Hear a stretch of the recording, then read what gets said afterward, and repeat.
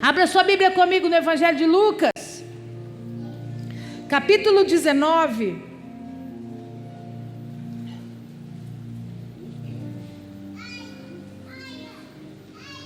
Lucas capítulo 19, verso 28.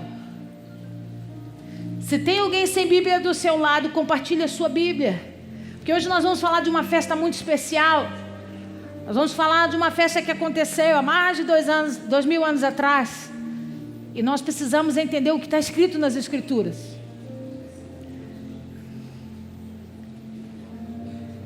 Lucas capítulo 19, a partir do verso 28. Eu vou usar dois textos, vou ler Mateus também, mas vamos começar em Lucas. Você achou? Diga amém. Assim diz o Senhor para nós essa noite. E dito isso, prosseguia Jesus subindo para Jerusalém. Ora, aconteceu que ao aproximar-se de Betfagé e de Betânia, junto ao Monte das Oliveiras, enviou 2 de seus discípulos, dizendo-lhes: ide à aldeia fronteira e ali, ao entrardes, acharei preso um jumentinho, que jamais homem algum montou, soltai-o e trazei-o. Se alguém vos perguntar por que o soltais, respondereis assim: porque o Senhor precisa. Feche os seus olhos, abaixe a sua cabeça. Poderoso Deus, em nome de Jesus, essa é a tua santa palavra. E nós estamos reunidos nesse lugar para celebrar essa festa maravilhosa. Por isso eu preciso que o Senhor abra os nossos ouvidos e faça que o nosso coração entenda a tua palavra. Senhor, não queremos fazer algo mecânico, mas debaixo de entendimento e sabedoria. Por isso eu me coloco atrás da cruz de Cristo, a sombra do Onipotente. Eu te peço, toma esse altar que é teu de honra e direito, ministra sobre nós, para a glória do teu nome, no nome poderoso de Jesus. Amém, amém, amém. Você pode aplaudir ao Senhor. A Ele a honra, a glória e o louvor para sempre. Aleluia. A Bíblia diz para nós que chega um determinado momento na história de Jesus, após 3 anos de Jesus ministrando sobre a terra. Ele nasce em Belém, ele vai morar em Nazaré, ele passa a infância e a juventude dele em Nazaré, mas chega um determinado momento quando ele completa 30 anos, em que ele decide sair da casa do papai e da mamãe, e ele vai morar de favor na casa do Pedro em Cafarnaum. Por que ele escolhe? Se fosse hoje ia dar encrenca, porque os discípulos iam reunir para fazer questionamento. Por que Jesus escolheu Pedro? Porque se tinha 12, por que o Pedro foi o favorecido? Por que o Pedro foi o escolhido? Ia ser uma confusão. Mas para você ver como é que a gente está atrasado, os discípulos já eram um pouco mais maduros que a gente. Jesus escolhe a casa do Pedro pela proximidade que a casa do Pedro tinha com o Mar da Galileia. Eu vou em julho agora e quem quiser vai poder ir comigo em nome de Jesus.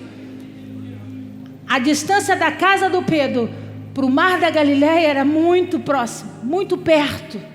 Então, Jesus escolhe a casa do Pedro porque ele precisava usar o Mar da Galileia para atravessar as margens e pregar o Evangelho. Então, com 30 anos, ele sai da casa do papai e da mamãe em Nazaré, vai morar na casa do Pedro em Cafarnaum, e ele começa a desenvolver o seu ministério. Ele começa a pregar a palavra, ele começa a anunciar a revelação do reino, ele começa a curar os enfermos, expulsar os demônios, ele começa a operar sinais, maravilhas sobre a terra, coisa nunca antes vista. E durante 3 anos consecutivos, Jesus é visto andando, caminhando sobre todas aquelas regiões de Israel, do norte ao sul de Israel. Não tinha um só dia que Jesus não se deslocava. É por isso que você vai ler a Bíblia toda nos evangelhos, falando: Jesus sai de tal lugar e vai para tal lugar. Jesus pega a estrada e vai para Jericó. Jesus sai de Jericó e vai para Jerusalém. Porque ele fazia esse percurso para evangelizar, para ensinar a palavra, para dar experiência a respeito do reino para aquelas pessoas. Então, após 3 anos consecutivos de manifestação de poder, de experiências milagrosas, poderosas, Jesus faz a última caminhada até o Monte das Oliveiras. Num cortejo. Existem algumas festas judaicas que são muito importantes para o povo de Israel. E a Páscoa é uma das principais dela. Não porque se come chocolate, mas porque a Páscoa, para eles, significa o dia da libertação. O dia onde Deus poderoso retirou o seu povo das garras do Egito e deu a eles a verdadeira liberdade. Fez com que eles experimentassem dessa liberdade. Então, todo ano eles celebram Peshá, eles celebram a Páscoa. E não tinha como celebrar a Páscoa se não subir a Jerusalém. A Páscoa ela é celebrada onde? Aonde? No templo. Então eles vinham de comitiva. Eles subiam das cidades mais baixas do mapa de Israel, iam subindo. Essa é a linguagem que a gente fala quando a gente está em Israel. A gente diz, vamos subir a Jerusalém, porque Jerusalém é a parte mais alta de todo o mapa de Israel. Então a Bíblia vai dizer assim, eles sobem em romagem. O que é romagem? Põe para mim, Felipe, por favor. Romagem é essa caminhada aqui, ó. Um monte de gente saindo de um ponto mais baixo, indo em direção ao templo. Essa é uma pintura do templo antigo, né? Dessa época de Jesus. Então eles saem nessa romagem até a chegada no templo em Jerusalém. Por quê? Porque ia começar a semana da Páscoa. Eles precisavam estar em Jerusalém para celebrar a Páscoa. Você está me alcançando? Diga amém. Então a Bíblia vai dar um detalhe importante para a gente. Leia a sua Bíblia aí. Versículo 29. Ele vai dizer, ora, aconteceu que ao aproximar-se de Betfagé e de Betânia, olha aqui, são duas cidades diferentes. Não é o mesmo lugar, são duas cidades diferentes. Naquela época, duas vilas bem pequenas. Eu não vou a Betfagé, mas eu vou a Betânia, porque nós vamos visitar o túmulo de Lázaro esse ano.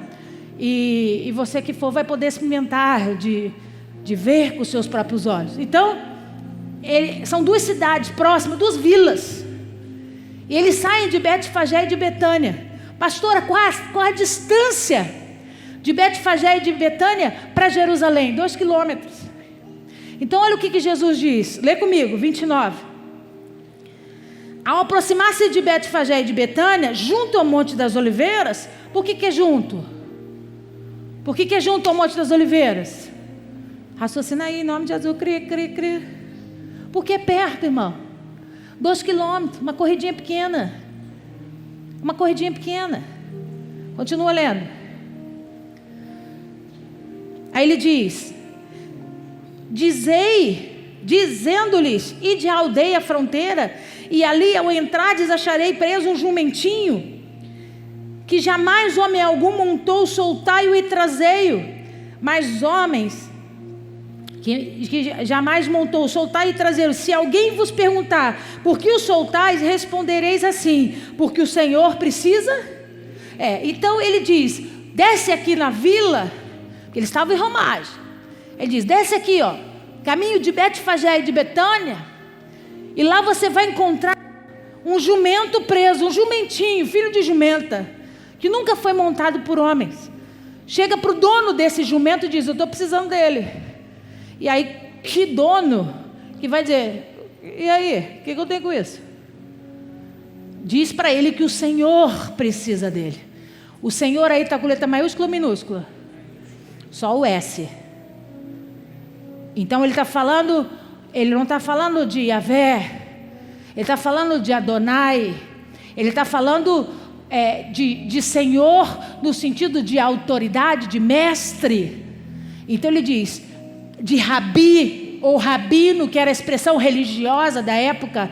Então ele diz, chega para o dono do jumento e diz assim, a autoridade sacerdotal, o rabino, o Senhor, o representante de Adonai, de Elohim sobre a terra, está precisando dele, está recrutando ele. e ele vai te ceder o jumentinho. Põe para mim a outra foto, por favor. E aí, eles descem a vila de Betfagé e de Betânia, chegam lá, falam com o dono do jumentinho. O jumentinho não está na foto não, olha para mim. Aí, o dono diz, ok, é alguém de responsabilidade religiosa que precisa desse jumentinho. Por que precisava ser um jumentinho que o homem não tivesse montado? Porque a profecia de Zacarias, capítulo 9, verso 9, diz que o Messias de Israel viria montado num jumento que ninguém nunca montou.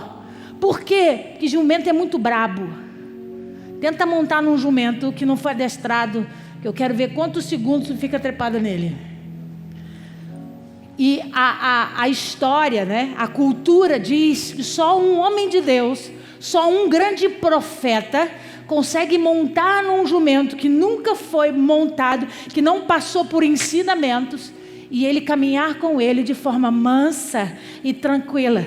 Isso seria um sinal de despertamento para o povo de Israel. Você está aí? Diga amém. Então Jesus diz, desce a Betfagé, perto da vila de Betânia, pega esse jumentinho e traz para mim, mas tem que ser aquele que nunca foi montado. Por quê? Porque eu vou montar nele. As pessoas que estão na romagem vão me ver montada sobre um jumento. Isso qualificaria Jesus como o Messias de Israel. Ele estava dando sinais para aquele povo de quem ele era verdadeiramente. Você está aí? Diga amém. Continua lendo comigo. Versículo 35. Então o trouxeram e pondo as suas vestes sobre ele, ajudaram Jesus a montar. Indo ele, estendiam no caminho as suas vestes. E quando se aproximava da descida do Monte das Oliveiras, toda a multidão de discípulos passou jubilosa a louvar a Deus em alta voz por todos os milagres que tinham. Então olha aqui para mim. Lá em cima são os muros do templo. Esse é o Vale de Cedron. Você vai ler na Bíblia Sagrada. O Vale de Cedron é o vale. Está aqui o Monte Moriá, o Vale de Cedron e o Monte das Oliveiras. Então, entre o Monte Moriá, o Vale de Cedron, olha como o Vale de Cedron é tomado de oliveiras. Então, tanto o pé da montanha quanto a montanha é tomada de oliveiras. Por isso que é chamado Monte das Oliveiras. Aleluia. Põe a outra para mim. Eu estou no alto do Monte das Oliveiras. Olha atrás de mim. Olha a quantidade de verdinho lá atrás. Está vendo? Aquele é o Vale de Cedron, que você acabou de ver na foto. E lá mais atrás os muros do templo. Está dando para ver? Então eu estou no alto do Monte das Oliveiras. Que mulher bonita, né? Tô alta, né? Estou dando aula aqui. E lá atrás de mim, o Vale de Cedron. Então Jesus chega a esse ponto onde eu estou. O ponto mais alto do Monte das Oliveiras. Eles vêm em romagem. E eles chegam nesse ponto mais alto do Monte das Oliveiras.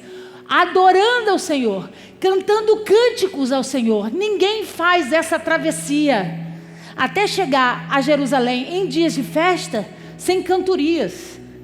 Sem fazer esse processo do caminho cantando a Deus. Adorando a Deus. Vamos ver o que eles faziam. Deixa marcado, vai lá no Salmo 118.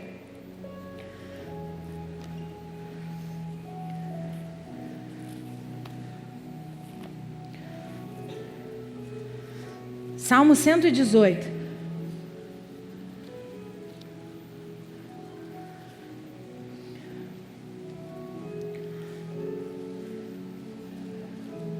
Ouço folhas. 118, 25.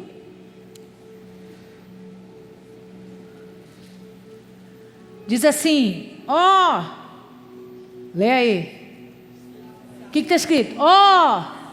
Salva-nos, Senhor. Salva-nos, Senhor, é Hosana. É o termo Hosana. Eu passei a minha vida toda, né, antes, quando eu me converti, achando que Hosana era uma mulher. Aí cantava Hosana nas alturas. Falei, quem que é essa mulher que vem do alto, gente? Eu quero conhecer essa mulher. Hosana é a expressão hebraica que diz salva-nos, Senhor, ou salva-nos agora. É a expressão em hebraico. Continua lendo. Nós te pedimos, ó Senhor, concede-nos prosperidade. Bendito que vem em nome do Senhor. A vós outros da casa do Senhor, nós vos abençoamos.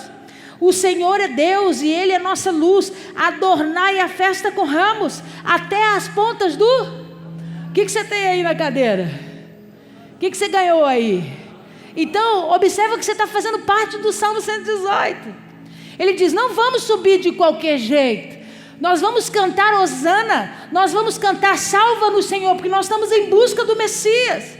Nós estamos em busca daquele que vai salvar as nossas vidas. Nós estamos em busca daqueles que vai nos resgatar do governo romano, do governo pesado que Israel está sendo submetido. Então vamos adorar ao Senhor. E ele diz, e nós não vamos fazer isso de qualquer jeito. Nós precisamos cantar e nós vamos celebrar isso com ramos. Nós vamos celebrar isso com folhas, com pedaços de árvores. Aí ele diz assim, o Senhor Deus, versículo 27. O Senhor Deus, Ele é a nossa luz. Adonai a festa com ramos até as pontas do altar. Tu és meu Deus, render-te-ei graças. Tu és meu Deus, quero exaltar-te. Rendei graças ao Senhor porque Ele é bom e porque a sua misericórdia dura. Então observa que o Salmo 118 fala de uma celebração a alguém que ia operar coisas poderosas sobre a terra. Esse cântico de romagem não era um cântico para homens. Esse cântico de romagem era um cântico de adoração ao Senhor. Vamos subir a Jerusalém para adorar ao Senhor, ao nosso Messias. Mas Ele já está entre nós? Não sabemos, mas precisamos celebrá-lo. Precisamos dizer que Ele é bem-vindo. Hosana, Hosana nas maiores alturas. Senhor, venha nos salvar. Senhor, venha nos resgatar. Senhor, venha escrever uma história nova sobre nós. É por isso que nós nos alegramos. Cadê meu ramo? Só uma avacalhação. Já foi melhor. Ex-obreiro. É porque vai ser ungido diácono, né? Já está sendo promovido. A eles, nós vamos subir a Jerusalém. E não vamos fazer isso de qualquer jeito. Nós vamos celebrar ao rei. Quando Davi foi recebido na cidade, o povo saiu e sacudiu ramos, porque eles estavam recebendo o rei. Eles também jogavam panos no chão, celebrando a autoridade. Só que Salmo 118 não fala de homens. O Salmo 118 fala do Messias. O Salmo 118 fala do Senhor. E observa que todo Senhor com letra maiúscula, Yahvé, é o grande eu sou. E aí vamos subir a Jerusalém, adorando ao grande eu sou. É, né? Viu que esse estava avacalhado para mim, né? Vamos adorar ao Senhor. Vamos louvar a Ele, engrandecer. Então toda aquela romagem chega no ponto mais alto da cidade de Jerusalém. E aí vem os discípulos. Volta lá no nosso texto. Lucas 37.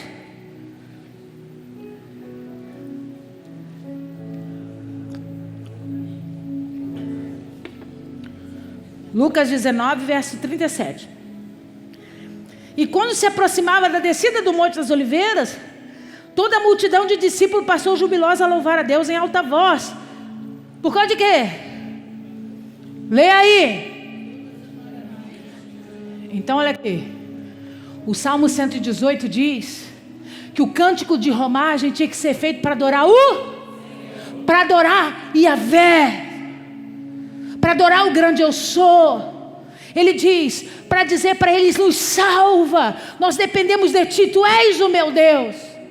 Mas aqui, a Bíblia vai dizer para nós, que a grande multidão, leia aí. E quando se aproximava da descida do Monte das Oliveiras, toda a multidão dos discípulos passou jubilosa a louvar a Deus em alta voz, por todos os... Tem um que a mais. Eles não estavam cumprindo o Salmo 118. A multidão de discípulos não estava só cumprindo o Salmo 118. A multidão de discípulos estava experimentando o Salmo 118. A multidão de discípulos estava vivendo o Salmo 118. Vira para esse irmão que está ao seu lado e diga para ele: existe uma grande diferença entre você conhecer e entre você experimentar. Até aquele dia, todas as pessoas que subiam em romagem a Jerusalém cantavam o Salmo 118, porque estava escrito que era assim que se celebrava as grandes festas, declarando hosana, declarando salva-nos Senhor, o grande Yahvé sobre a terra. Mas existia um grupo diferente nesse dia, que não estava lá adorando o Salmo 128 só por entendimento.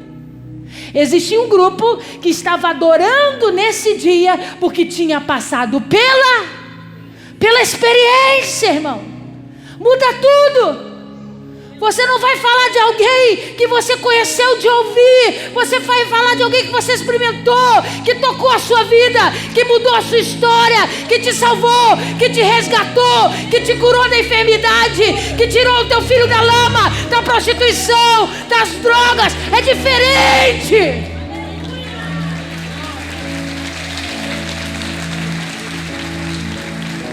Continua lendo. Bota a foto para mim, senão eu vou me perder. Linda.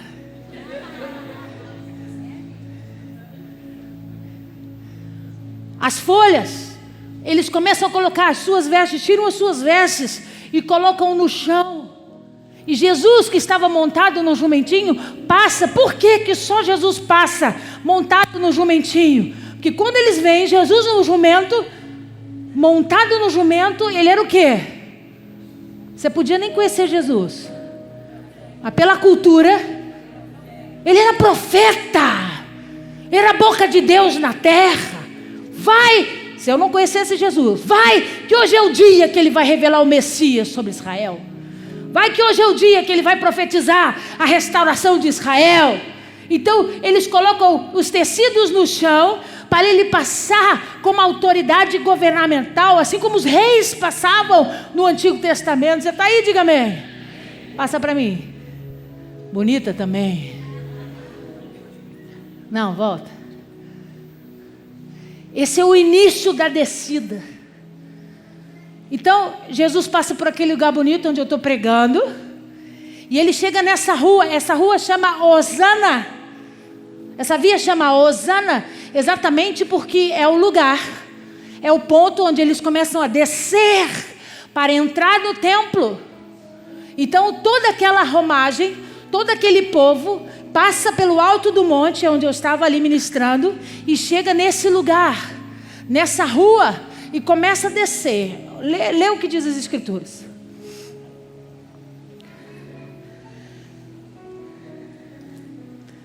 Diz 38. Dizendo: bendito é o rei que vem em nome do Senhor, paz no céu e glória nas maiores alturas. Vai lá comigo, por favor, agora, em Mateus. Deixa marcado aí, Lucas, para a gente voltar.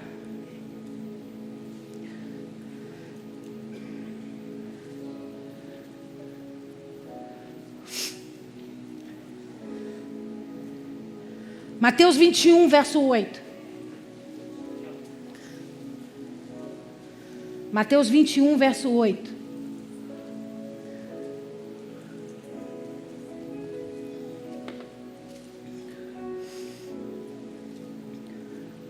Você achou? Fala para esse irmão, deixa de ser preguiçoso, vamos ler Bíblia, hein? 21, 8. A maior parte da multidão, diga a maior parte.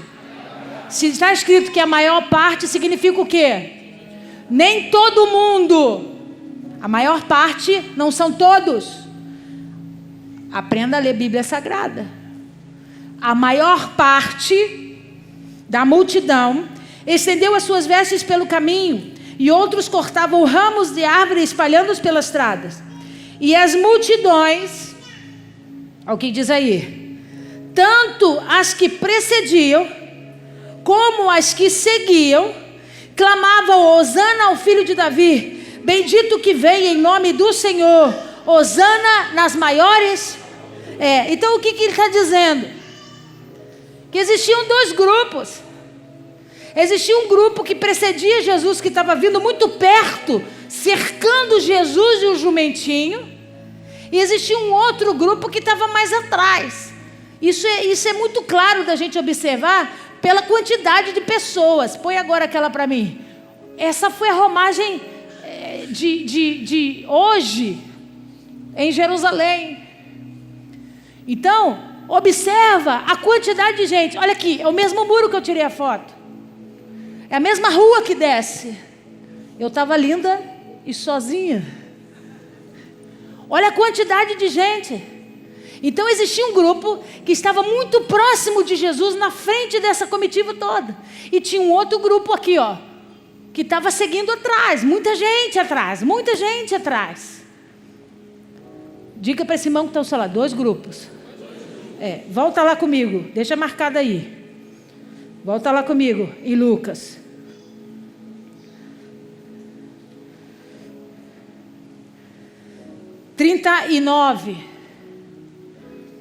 Lucas 19, 39. Alguns dos fariseus disseram em meio à multidão: Mestre, repreende os teus... Olha para mim. Na frente, onde Jesus estava e os seus discípulos estavam os religiosos também, que a Bíblia chama de fariseus. Então, eles começaram a ficar incomodados. Por quê, pastora? Porque a comitiva que estava descendo a rua, essa rua do alto do Monte das Oliveiras em direção ao templo, estava tendo 2 coros diferentes.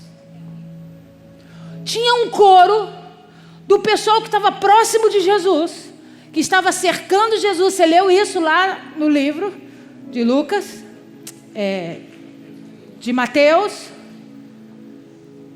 Tinha um grupo que precedia e um grupo que vinha atrás dele. Então esse grupo que estava na frente tinha um cântico diferenciado. Eles cantavam outra música? Não. Eles cantavam o Salmo 118. Eles cantavam Hosana, Hosana nas maiores alturas, bendito é o que vem em nome do Senhor. Mas diferente dos que cantavam no final dessa comitiva, os que estavam próximos de Jesus, o cântico era embargado, tinha emoção na voz, porque eles não estavam cantando porque todo mundo cantava o Salmo 118. Eles estavam cantando porque eles estavam dizendo: Ele está aqui, o Messias de Israel está aqui. Eu vi com meus olhos, eu experimentei, eu tive experiência com Ele. Quando você canta por cantar é uma coisa, mas quando você canta com a sua alma aqui, ó, a veia aparece, a lágrima desponta, a mão treme, o coração dispara, porque você sabe o que você está cantando. Então eles começaram: Hosana, Ele não está em outro lugar, nós não precisamos esperar mais. Ele é o Messias de Israel, Ele é o Senhor de toda a terra, não tem ninguém como Ele. Salva-nos, Senhor, agora. Aí os religiosos chamaram Jesus e disseram: para que está feio, nós nunca fizemos na história de Jerusalém uma romagem como essa. Para que está feio. Dá ordem para esses discípulos começarem a cantar mais baixo. Está parecendo que eles querem te promover. Está parecendo que eles querem puxar seu saco. Pede para eles pararem de cantar, para eles pararem de fazer o que eles estão fazendo. E isso é o reflexo de uma multidão, ou de um grupo de pessoas que são extremamente religiosas, mas não são sensíveis à voz do Espírito. Elas gostam de julgar comportamentos, não corações. Eles estavam extravagantes. Era uma adoração extravagante. Era uma adoração que não era religiosa, era genuína. Durante muitos anos da história da vida deles, eles cantaram Hosana sem entender quem era o Messias. Mas agora eles não estavam cantando do que eles não sabiam ou do que eles não experimentaram. Agora eles estavam cantando porque sabiam quem Ele era. E aí é óbvio que quem nunca experimentou vai criticar quem experimentou. É óbvio que quem nunca teve intimidade vai julgar a tua intimidade. É óbvio que os religiosos vão dizer: não precisa disso tudo. Só quem reconhece o Messias sabe o que ele precisa na adoração. Para de olhar para a vida do teu irmão. Para de olhar para a adoração, o nível de adoração dele. Só ele sabe para quem ele está adorando. Aí os fariseus mandam calar a boca. Tá feio. Não tem necessidade disso. Acompanha aí a Bíblia Sagrada. 40. Mas ele lhe respondeu. Quem respondeu? Quem respondeu? Asseguro-vos que se eles se calarem, as próprias pedras... mas não. Sabe o que Jesus estava dizendo? Gênesis capítulo 1. Quando toda a terra estava sem forma e vazia, e eu subi o alto do Moriá e proclamei: haja luz, e houve luz. As pedras foram as minhas únicas testemunhas. Quando eu dividi os dias da noite, quando eu fiz separação das águas, quando eu criei os dias das semanas, quando eu comecei a criar os animais, as únicas testemunhas da minha autoridade, do meu governo e do meu poder eram as pedras. Então deixa eu contar um segredo para você.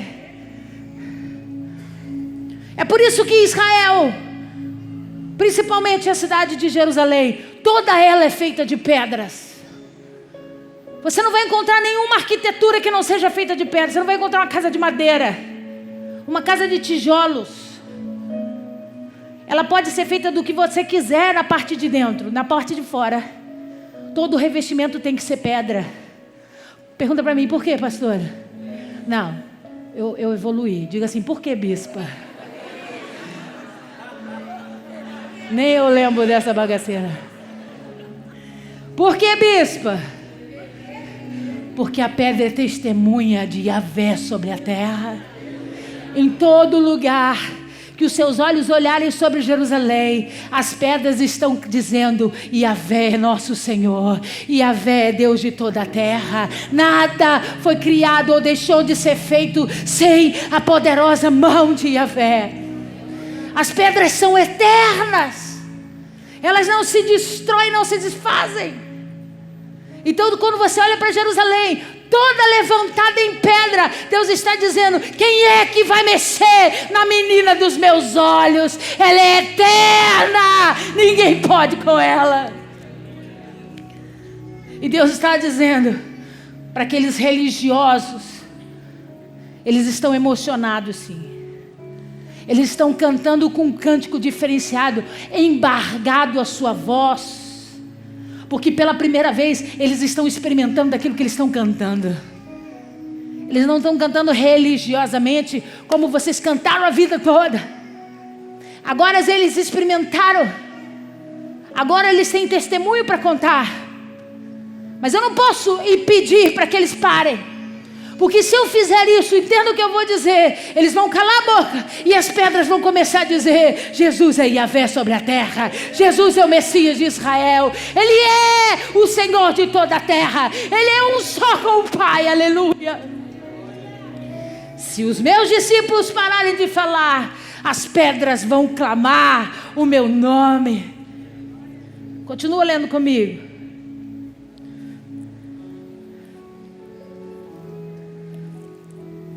Versículo 41.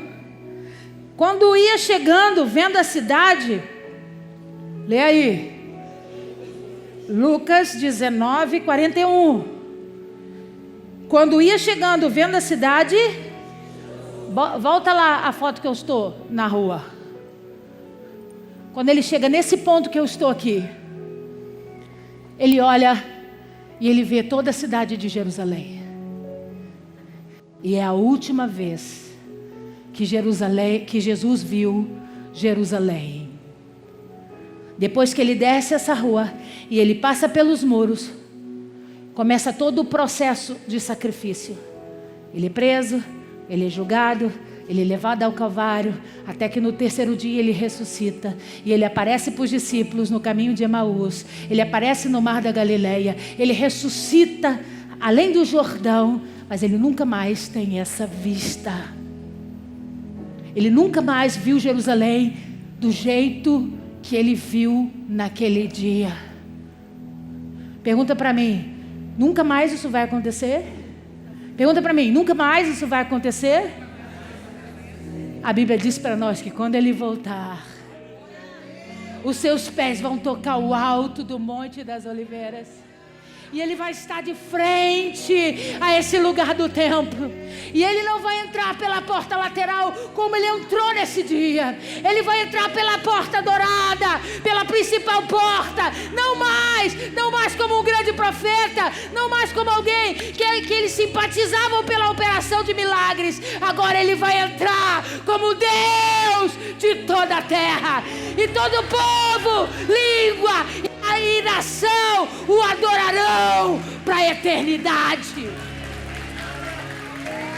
Aleluia! Jesus está esperando ansiosamente por poder ter essa visão novamente.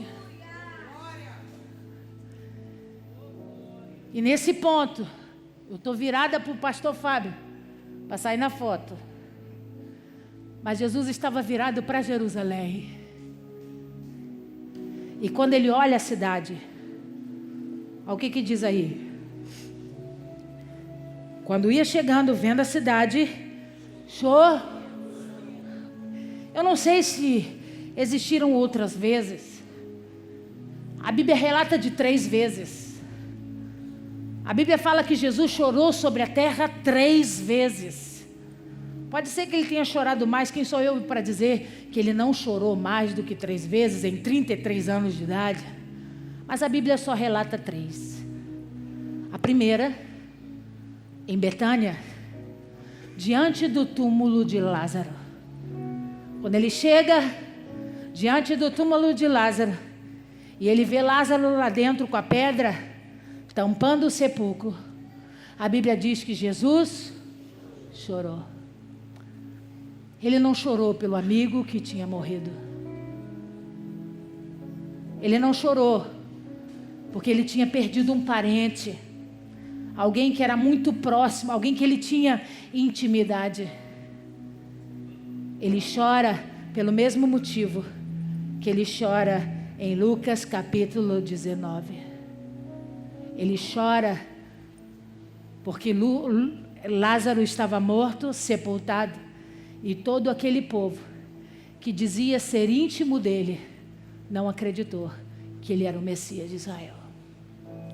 Quando eles anunciam a morte de Lázaro, uma das suas irmãs diz assim: você chegou atrasado. Se você tivesse chegado há 3 dias atrás, o meu irmão poderia estar vivo hoje. Alguém que comeu na mesa deles. Alguém que por várias vezes experimentou de entrar naquela casa e compartilhar com eles de segredos poderosos. Deixa eu te contar uma coisa. Nem todo mundo que diz ter intimidade tem revelação. Tem muita gente dizendo que tem intimidade, mas não tem revelação. A intimidade não pode ser de um lado apenas. Jesus tinha 12 discípulos, e eu vou começar a pregar para você agora. Jesus tinha 12 discípulos, que andavam com ele todos os dias, que comiam com ele todos os dias, que ouviam as suas pregações, e eram testemunhas das suas manifestações de milagres, todos os dias, por 3 anos consecutivos. Mas quando ele queria intimidade, ele chamava o Pedro, ele chamava o João e ele chamava o Tiago. Porque não basta sentar à mesa para comer. Não basta andar junto todo dia. Tem coisa que só vem genuinamente quando se tem intimidade. A revelação não desce para quem anda com Ele todos os dias. Pastora, que absurdo. Você acha que os fariseus entravam no templo para orar para quem? Por todos os dias, ou pelo menos por 2 vezes ao dia, eles entravam no templo para orar a Adonai, ao Senhor, ao Messias. Eles cantavam cânticos. Por isso que quando chegou no Getsemane, Jesus ficou bravo. Jesus disse para os discípulos: vocês não conseguem orar comigo 1 hora sequer, mas quando vão para o templo ficam lá, orando de pé, falando alto para serem vistos. Mas quando eu preciso de oração, vocês estão dormindo. Porque era hábito dos religiosos orarem pelo menos 1 hora. Se essa moda pega aqui. Se eu mando você chegar 1 hora antes do culto, se ajoelhar para orar e falar com Deus. Eles tinham obrigação de orar no mínimo 1 hora quando eles entravam no templo. Mas por causa disso, eles tinham intimidade. Por causa disso, eles alcançaram a revelação de quem Cristo era. Eu conheço gente que desde que nasceu vai à igreja todo domingo. E não importa se é evangélico ou se é católico. Todo domingo eles estão lá. A minha pergunta para você é: e aí, tiveram a revelação ou não? Porque estar junto, andando junto, comendo na mesma mesa, não gera revelação de quem Ele é. A revelação tem que partir, amigo, de uma intimidade profunda. Eu conheço um monte de gente que quer andar junto, que quer sentar na minha mesa, que quer sair nas fotos comigo, para mostrar para as pessoas: olha como eu sou íntimo. Deixa eu contar uma coisa para você: intimidade não vem de um lado só, tem que ter participação dos 2 lados.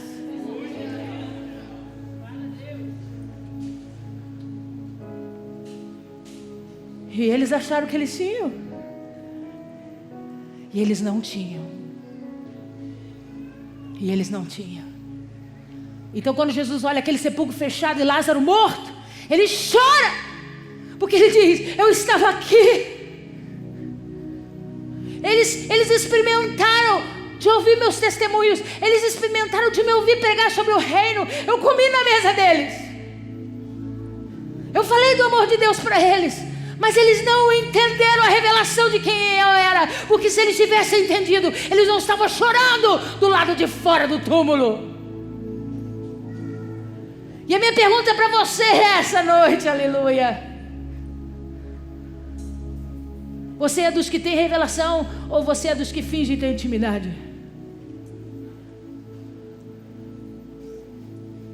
Ele chora porque ele diz: eles me tinham aqui, mas não me quiseram na integridade.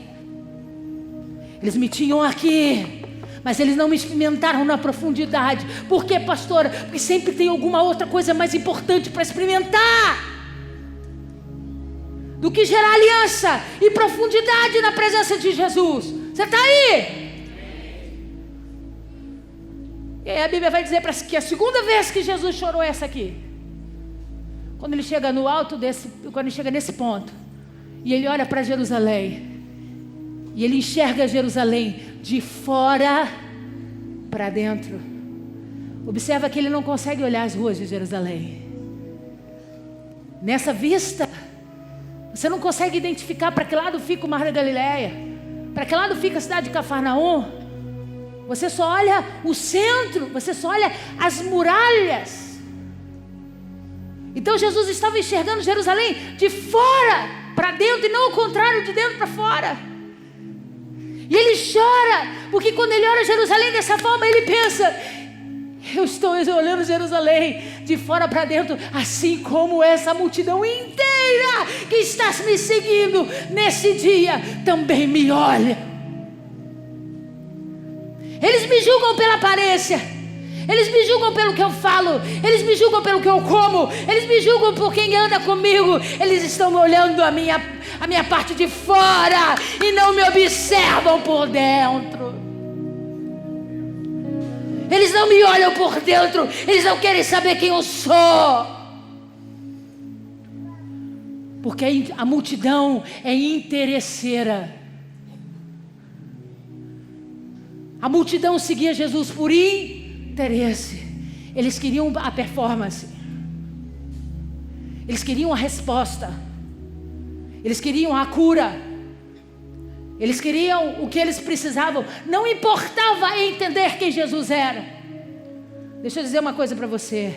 Ele não está procurando uma multidão que senta na mesa com ele. Ele está procurando uma multidão que enxerga ele de dentro para fora.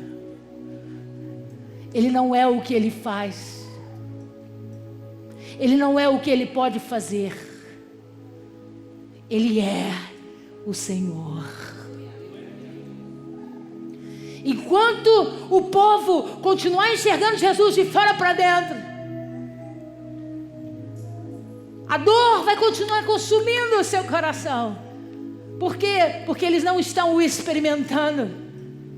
Eles não estão querendo a proximidade. Eles não estão querendo intimidade. Eles só querem resolver seus problemas. Uma multidão egoísta.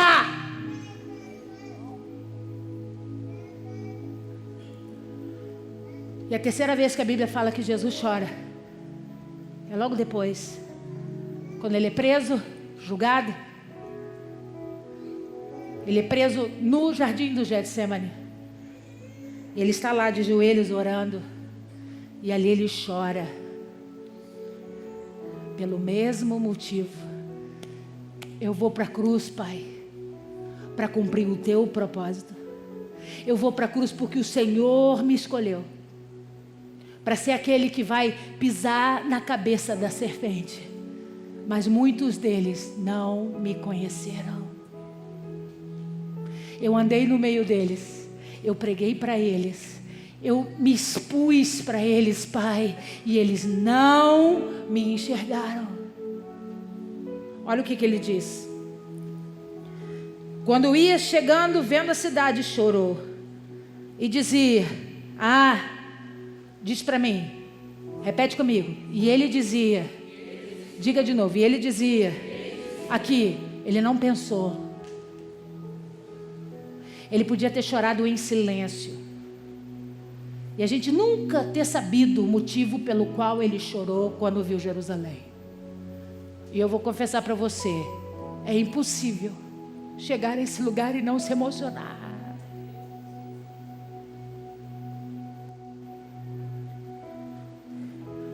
Ele não pensou. A Bíblia diz que ele verbalizou, ele disse. Ele disse para que quem estava perto dele pudesse ouvir. Vira para esse irmão que está ao seu lado e diga para ele, se você fica no final do pelotão, você não escuta segredos. Se você anda no meio do que estão celebrando por celebrar, você não discerne, você não experimenta e você não alcança a revelação. É por isso que hoje nós tivemos um monte de igreja por aí, por toda a face da terra, não só no Brasil, em muitos países, celebrando a festa de Ramos. Uma multidão enorme, cantando, indo nas igrejas, celebrando a festa de Ramos e levando esse raminho para botar em casa, porque achando que isso aqui expulsa as nuvens da tempestade e os espíritos ruins. Por quê, pastora? Porque não faziam parte do primeiro pelotão. Não faziam parte do pelotão que tem discernimento e intimidade que gera a revelação. Estão lá porque precisam cumprir o Salmo 118. Porque precisam cumprir religiosamente. A Bíblia vai dizer, e ele disse, se conheceras por ti mesmo ainda hoje o que é devido à paz, mas isso está agora oculto aos teus olhos, pois sobre ti virão dias em que os teus inimigos te cercarão de trincheiras e por todos os lados te apertarão o cerco e te arrasarão e os teus filhos dentro de ti não deixarão em ti pedra sobre pedra, porque não reconheceste a oportunidade da tua ou da tua salvação. Ele não escondeu de ninguém. É por isso que hoje não existe mais esse discurso. Eu não tive boa oportunidade de conhecer, amigo. Ele mesmo se apresentou sobre a terra. Ele disse: Jerusalém, se mesmo agora, nesse momento, a ficha caísse e você entendesse quem eu sou de verdade, você não passaria por tudo que você vai passar. Sabe o que é isso aqui? Do 43 e o 44, uma maldição. Uma maldição que pegou Israel por conta da incredulidade.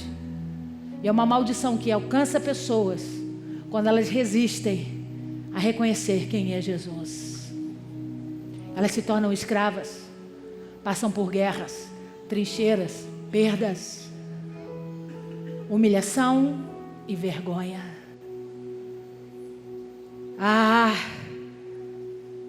Se hoje você reconhecesse quem eu sou.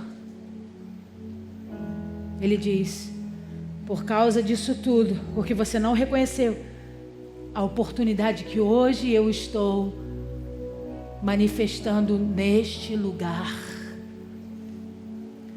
Deixa eu contar uma coisa para você na autoridade do nome de Jesus. Nós precisamos aprender a discernir a qualidade do nosso tempo com Deus. A qualidade de um tempo onde precisamos investir, não só de estar, não só de fazer, mas de ter a plena revelação de quem Ele é. Quando você tem plena revelação de quem Ele é, você não precisa de nada mais do que isso. Você não precisa de sorte, você não precisa clamar por outro nome. Você tem plena convicção de quem Ele é. E nós precisamos amadurecer para entender que não é sentando na mesa que nós vamos ter revelação de quem Ele é.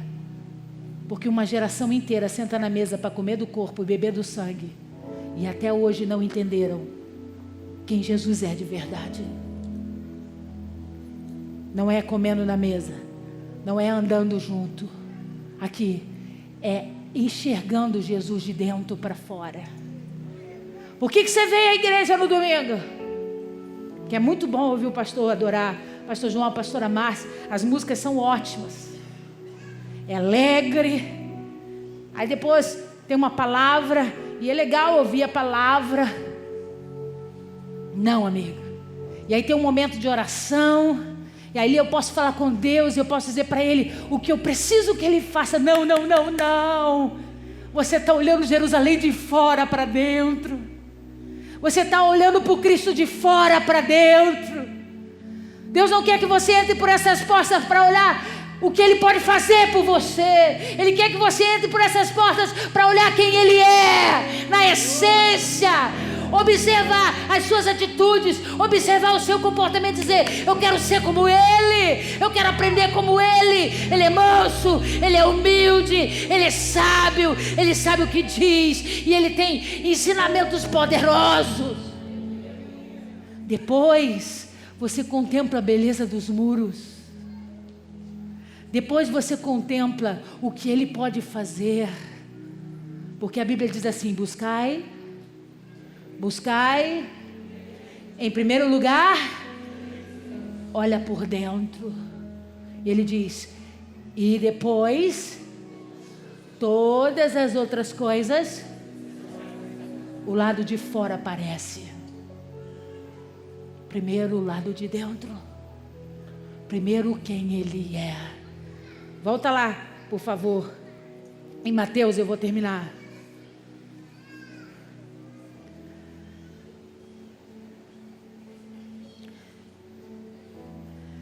Versículo 9. E as multidões, tanto as que precediam como as que seguiam, clamavam: Hosana ao filho de Davi, bendito o que vem em nome do Senhor, Hosana nas maiores alturas. 10. E entrando ele em Jerusalém, lê aí, toda a cidade e perguntavam, quem é esse? Põe a foto para mim. Ele entra pelas portas. Quando a Bíblia fala de porta, na maioria das vezes, o pastor João está explicando isso domingo de manhã, né? Na maioria das vezes, ela está falando de arquiteturas como essa.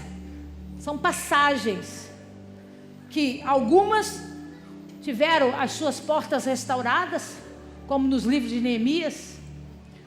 Outras se tornaram só essa passagem feita de pedra. Então ele entra pela porta lateral do templo, montado num jumentinho, e a cidade alvoroçada, sacudindo seus ramos e cantando, porque era a romagem que ia em direção ao templo adorar a Deus. Era a última semana da vida de Jesus. Mas eles não sabiam disso, eles estavam indo lá para celebrar o quê? A Páscoa, a festa judaica. E quando ele entra montado no jumentinho, quem é esse que está nesse jumentinho? Se ele não é rei, ele é o quê? Se ele não é rei, ele é o quê? Profeta, porque essa é a cultura. Lê aí. E toda a cidade se alvoroçou e perguntavam: quem é esse? Versículo 11, lê aí. E as multidões diziam: este é esse é Jesus Cristo de Nazaré, o profeta. A minha pergunta é para você: quem é que estava do lado dele? Quem é que estava no pelotão da frente? A multidão de discípulos. Quando o povo que já estava dentro da cidade de Jerusalém vê Jesus entrando montado num jumentinho e um povo atrás dele sacudindo ramos, eles começam a perguntar: quem que é ele? Nós não conhecemos quem que é ele. E aí, alguns desses que estavam aqui, porque eles não ouviram a voz daquele último povo que estava descendo aquela rua lotada. Quem respondeu isso aqui estava misturado aqui no meio. Quem respondeu isso aqui estava aqui perto dele. Então o que eu vou dizer para você: tem muita gente hoje achando que é discípulo e ainda chama ele de profeta. Quem é esse? Quem é esse? Esse não é o que traz a palavra de Deus. Esse não é o que revela as Escrituras. Esse não é o que ensina sobre o reino. Esse é o Messias de Israel. Esse é o Deus Todo-Poderoso. Ele é a profecia de Isaías 51. Ele é o que está cumprindo Zacarias capítulo 9, verso 9. Ele está sobre ele a unção de Deus. Está sobre ele o Espírito do Senhor. Quem é ele? E aí era hora de dizer: quem é esse Rei da Glória? Poderoso nas alturas. Ele é o Deus poderoso. Aleluia.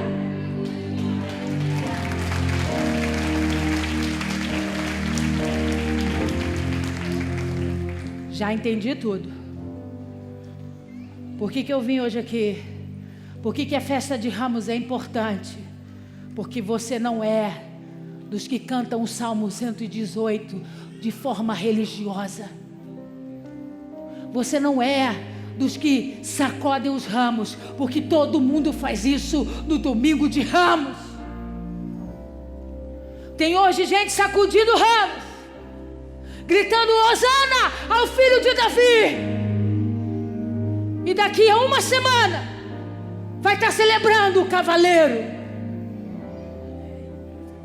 E a planta é outra, não é essa. Para essas pessoas, a multidão está perguntando: quem é esse? E eles estão respondendo o quê? É um profeta. É alguém que tem uma palavra, alguém que tem um sentido, alguém que traz alguma coisa para a minha vida, mas você não teve revelação de quem ele é. Você é convidado a vir aqui essa noite Porque você vai sacudir esse ramo e vai cantar esse louvor, não porque você foi convidado para uma festa religiosa,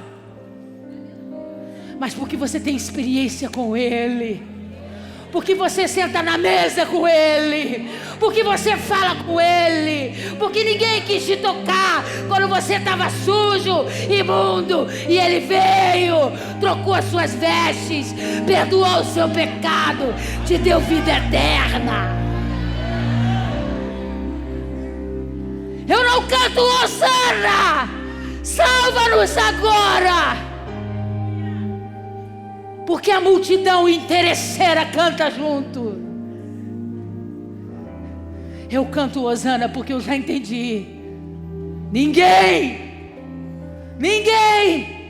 tem poder e propriedade de salvar ninguém sobre essa terra, a não ser o Filho de Deus, que morreu e ressuscitou para nos trazer vida e vida em abundância.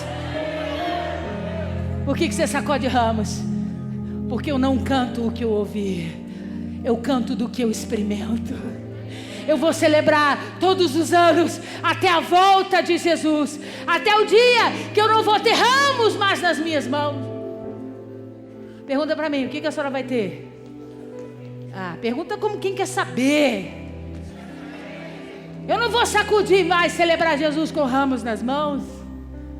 A Bíblia diz em Apocalipse que todos nós, os santos de Israel, os remidos pelo sangue de Jesus, estarão vestindo vestes alvas como a neve e terão palmas brancas sobre as mãos, e vamos cantar ao Rei da Glória, celebrar ao Deus que nos deu vida eterna. Aleluia.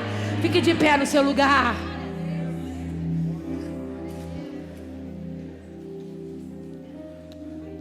Pegue o seu raminho aí.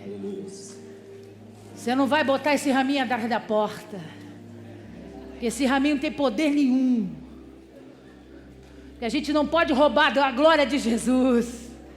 Quem protege a tua casa e a tua família é o sangue do Cordeiro. É o sangue do Cordeiro que está sobre a minha porta, que está sobre a minha casa.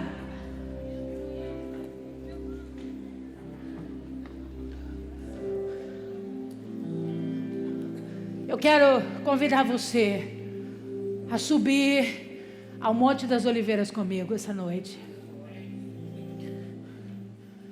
Eu quero que você feche os seus olhos e que você imagine o que você viu aqui nesse telão. Você imagine a romagem. Você se imagine nesse caminho de romagem. E a minha pergunta para você é: você vai deixar o seu Senhor ir muito na sua frente e você vai ficar lá para trás? Como aqueles alunos que gostam do fundão para fazer bagunça? Que gostam de ficar no fundo do culto da igreja para ficar conversando e não prestando atenção na palavra da pregadora? Ou você é daqueles que gostam de estar perto porque entende que só a intimidade gera a revelação? Eu quero que você se imagine nesse cortejo, enquanto nós vamos adorar. E quando nós cantarmos esse refrão, que você vai levantar os seus ramos e você vai sacudir como aquela multidão fazia. Você não vai cantar como uma multidão interesseira. O Espírito de Deus, cuja liberdade existe nesse lugar, vai ministrar no seu coração. E Ele vai dizer para você: já era para você ter morrido. E sabe por que você não morreu? Porque Ele te amou primeiro. Sabe por que o carro capotou e você saiu de lá vivo? Porque Ele queria você no primeiro pelotão. Sabe por que você passou por tantas lutas? E hoje você está tendo a oportunidade de ouvir uma palavra que te liberta. Ouvir uma palavra que te quebra dos grilhões da religiosidade, que leva você muito além dos padrões naturais. Porque o plano de Deus nunca foi ter você como mais um na multidão. Ele quer sentar à mesa com você. Ele quer dividir o corpo e o sangue, mas Ele quer poder falar coisas para que o seu ouvido entenda. Quando você sacudir esses ramos no refrão, o Espírito Santo vai dizer para você: se você é um dos meus discípulos, se você é um daqueles que não vai cantar o Salmo 118, mas você é aquele que experimentou o Salmo 18 verdadeiramente, porque você já me experimentou, o cântico é diferente. Eu quero convidar você a cantar com emoção, a deixar suas lágrimas rolarem. Ninguém sabe o que Jesus fez por você, só você sabe. Tem coisa que você nunca confessou para ninguém, mas Ele estava lá ouvindo a sua confissão. E você sabe que naquele dia você podia ter perdido tudo, mas Ele só disse no seu ouvido: filha, não temas, eu estou convosco. Quem experimenta Jesus não anda no final da romagem.